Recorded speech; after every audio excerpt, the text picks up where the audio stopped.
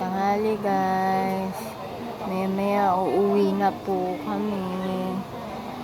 Mga 12:50 ang uwian ng mga sped na anak. Andun po yung anak ko po dyan banda.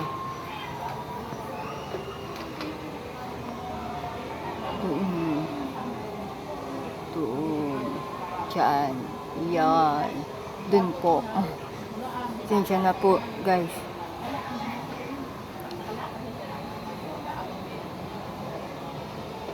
Tapos, maya uuwi na po kami, guys. Magandang tanghali din po, mga kakain ng tanghalian.